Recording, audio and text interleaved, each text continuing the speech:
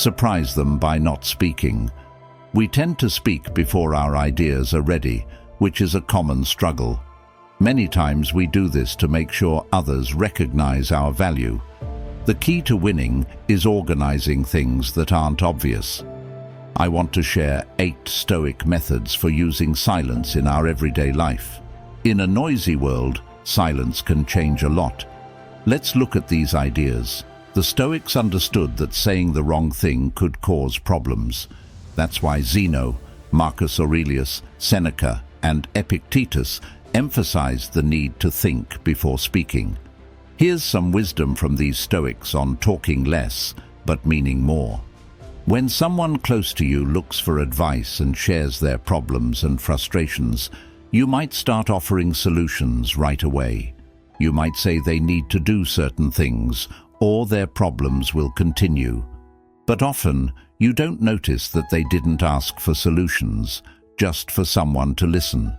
Sometimes, people just want us to hear them out. Jumping to give advice when they just want us to listen isn't the Stoic way, or what it means to listen well. A study from 2014 found in the International Journal of Listening says that being an active listener is key to having good conversations. The study points out 3 ways to be a better listener. Show you're interested in what the other person is saying by doing things like nodding and keeping eye contact. Use your face and eyes to show you're listening and give them your full attention. And avoid repeating what they've said in your own words, as this can seem like you're judging them, making them feel bad. It also suggests asking the person to share more about their thoughts or feelings. This shows you really care about what they're saying, you're empathetic, and you're not judging them. By listening more and talking less, we get a better understanding of other people's issues, which helps us support them better. Epictetus advises to keep quiet about the help you've given others, but to talk about the help you've received. Ever been around someone who only talks about themselves, like their next big project or a recent win? You might wonder if they did it all alone without any help. Speaking from ego leaves no space for thankfulness. Plus, saying thank you uses fewer words than bragging about oneself. When people ask about what we've achieved, it's better to mention those who've supported us. Saying, "Thanks, I've had great mentors," or "I couldn't have done this without my team," is much more meaningful and shorter than talking about ourselves for a long time. Stoicism encourages us to look at our lives from a distance to see our mistakes clearly. In our talks with others, we should ask ourselves if we're acknowledging others' contributions or if our words are driven by ego. Showing gratitude is always the better choice. Zeno says it's better to stumble with your feet than with your words. We've all seen people look confused or upset after we say something wrong. It's normal to make mistakes when we speak. However, if we just say anything we want without thinking, we might hurt those we care about. Epictetus talks about what we can and can't control. He believes we can control our own actions, like what we think, want, and say. But we can't control things like our reputation or where we come from. Controlling our words is hard, or else we'd all speak perfectly. Knowing we control our words means we should think before we speak. Next time you're talking to someone, take a moment to think before you answer or change the subject. Count to 3 in your head. This helps you consider if your words might be misunderstood or if they're really going to help the conversation. Often we react quickly without thinking to what others say. Try to pause and think before you speak. As you get better at this, you'll see that many things you want to say aren't really necessary. Don't let this upset you. When we argue, we usually lose our cool and forget how to stay calm. The Stoics believed getting angry was like going crazy for a short time because we can't think straight or understand others once we're mad. If someone disagrees with us or says something we don't like, our first reaction might be to defend ourselves. But sometimes it's better to just be quiet. If someone is upset and yelling, don't yell back. Just like a bullfighter avoids a bull, avoid getting angry back. Stay calm, don't say anything, and when it's the right time, answer carefully. Being calm can help the other person see they might be wrong, and both of you can end the conversation feeling okay. Silence is often the best response to anger. Epictetus taught, stay quiet most of the time. If you need to talk, keep it short and to the point. Only speak when necessary, and avoid chatting about common stuff like sports, food, or drinks. These subjects come up all the time. People often judge the quiet ones, thinking there's something wrong with them for not talking. But keeping silent is better than talking without meaning. Imagine if you knew how many breaths you had left. Would you really want to spend them on small talk? What matters is not how much you talk, but the importance of what you say. Seneca said life is like a story. It's not about how long it is, but how good it is. This idea applies to talking too. Try to make your words count more by speaking less. Focus on improving the quality of your conversations rather than just talking more. You might realize you've been wasting words and can now save them for more important moments. Learning to be silent often comes from dealing with tough situations in life. These difficulties can make us react to silence in two ways. We might be too scared to talk because we don't want to make a mistake, or we might see being quiet as a smart choice, speaking only when we really need to. If you're scared of speaking, remember, you're not by yourself. Research from 2013 onwards shows that the biggest fears for many people are speaking in public and dying, with these fears often swapping places at the top of the list. It turns out many would prefer death over having to speak out, but the ancient Stoic philosophers had a smart way to face these fears. Feeling embarrassed for saying something wrong can lead us to stay quiet to avoid showing our true feelings, rather than demonstrating our bravery and discipline. Following the Stoic path, we agree it's usually better to keep our words few. However, if fear stops you from talking, think about what the worst outcome could be.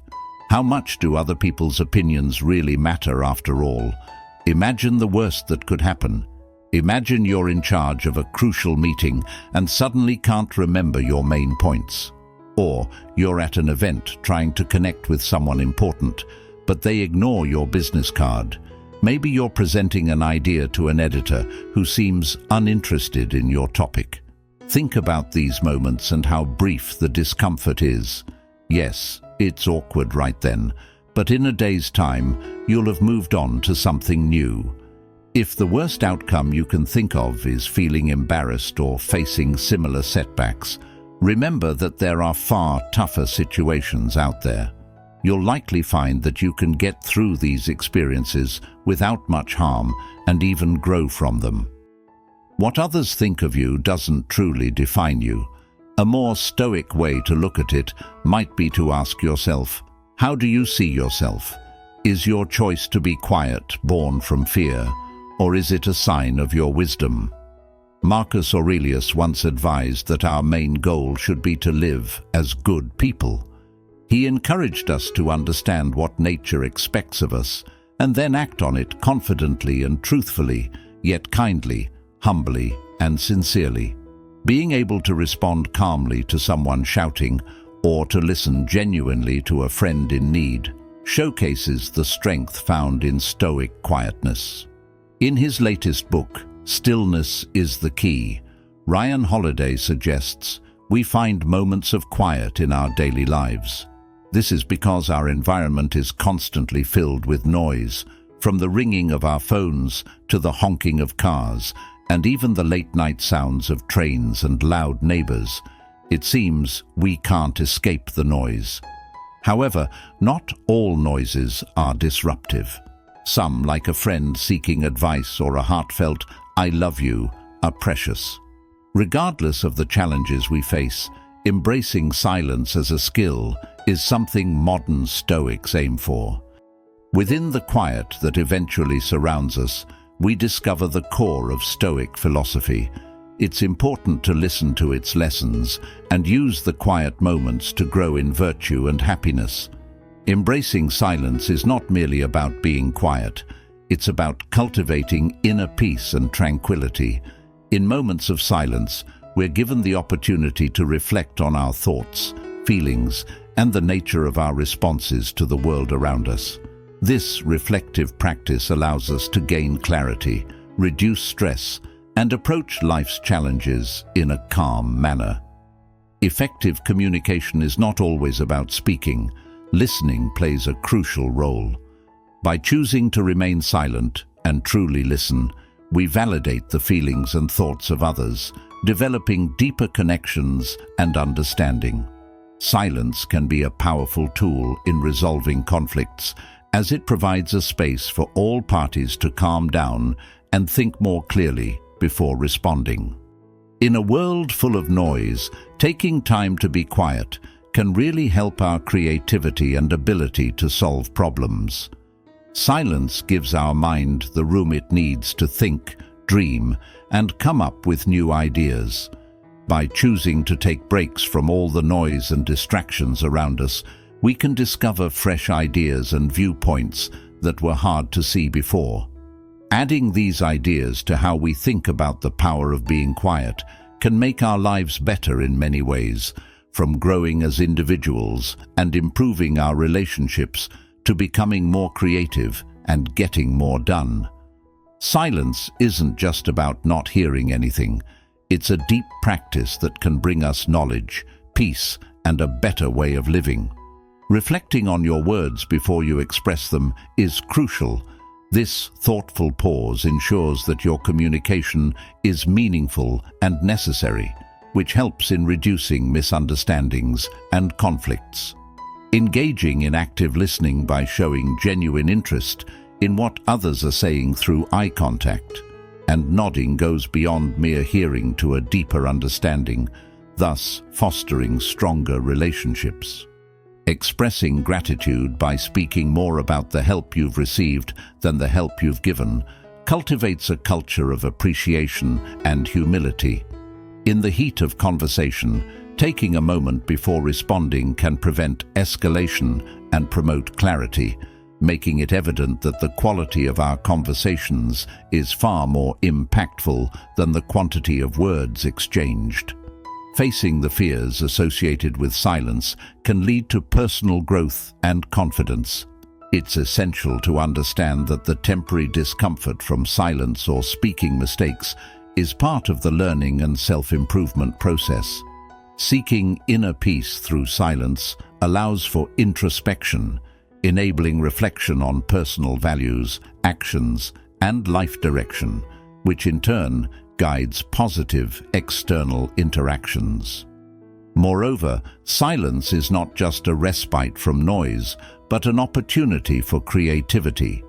It provides the mental space necessary for exploring new ideas and solutions.